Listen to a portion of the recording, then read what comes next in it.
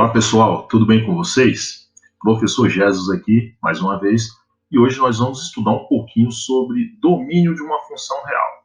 Vem comigo que a nossa aula começa agora.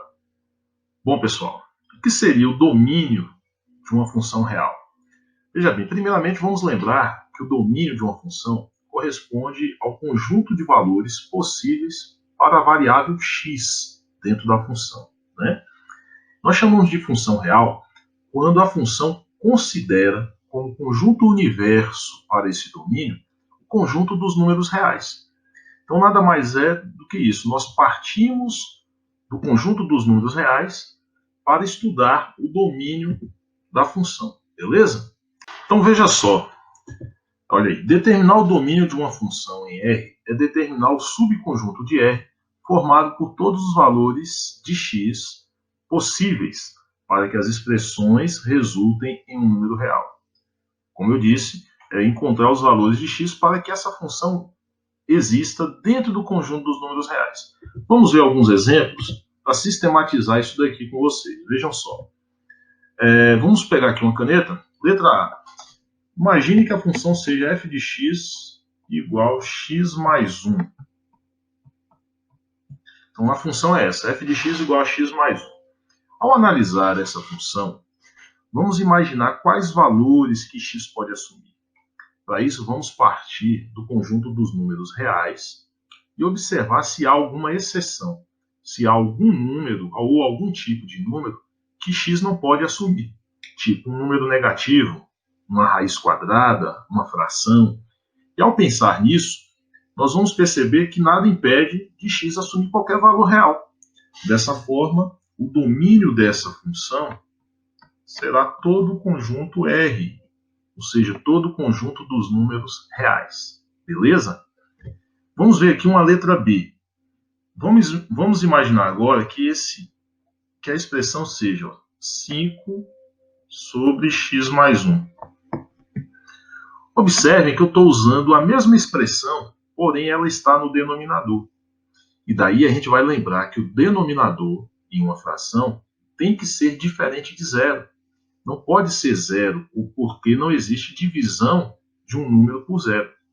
Então, dessa forma, nós vamos fazer que x mais 1 tem que ser diferente de zero. E a partir daí vamos determinar qual ou quais valores de x. X será diferente, passando esses 1 que está positivo para o segundo membro, nós teremos x diferente de menos 1.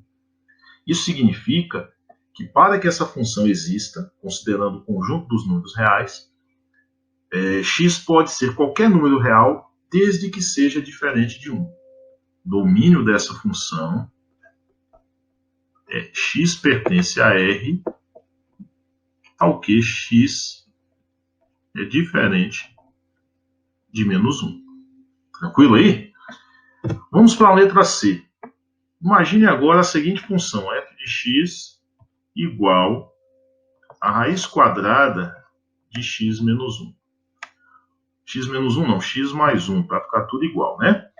Eu estou usando a mesma expressãozinha ali com x.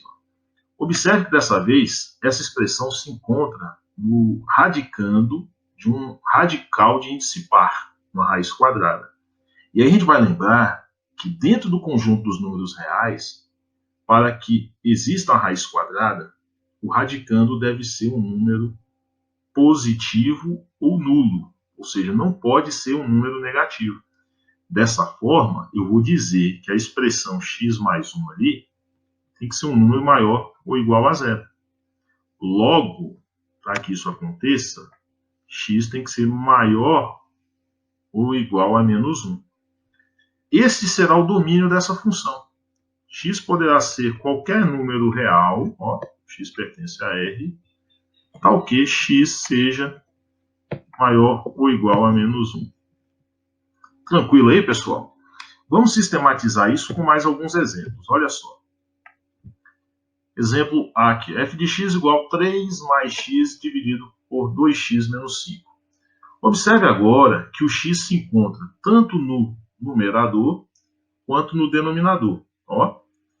Para esse numerador, o x poderia assumir qualquer número real.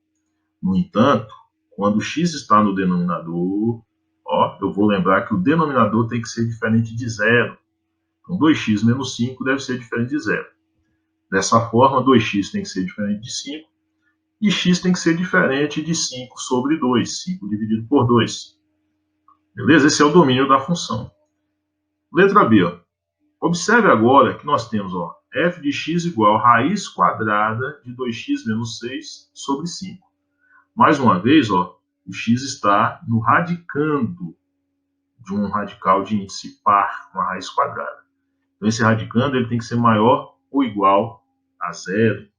E para que isso aconteça, o valor de x tem que ser, ó, 2x tem que ser maior ou igual a 6, x tem que ser maior ou igual a 6 dividido por 2, maior ou igual a 3. Beleza? Então, olha aí, esse é o domínio da função. Temos aqui uma letra C agora.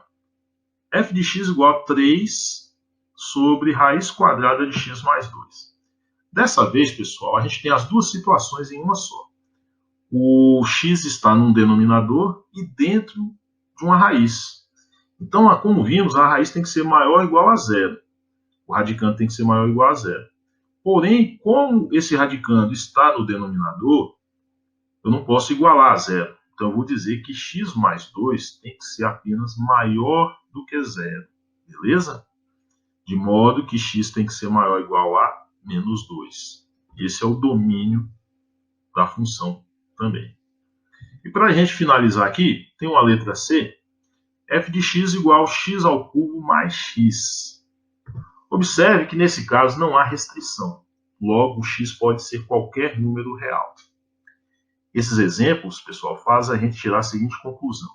Nós vamos partir, então, do domínio, ao encontrar o domínio de uma função, nós vamos partir do conjunto dos números reais e verificar se há alguma exceção, se há alguma restrição para o valor de x.